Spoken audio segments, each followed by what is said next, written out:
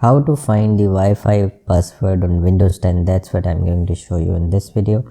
So if you're interested, then keep on watching. But if you're new to this channel, welcome to the digital world. In this channel we are trying to demystify the complexities of digital world by making the simple tech tutorials like this one. So if you're interested, then consider subscribing.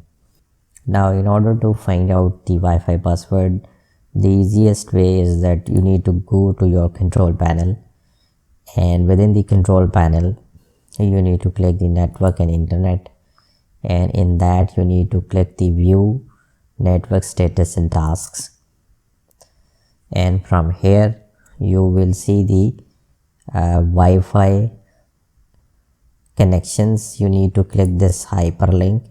It will take you to the Wi-Fi status where you will see the details, and you will also see the wireless property button, which you need to click that.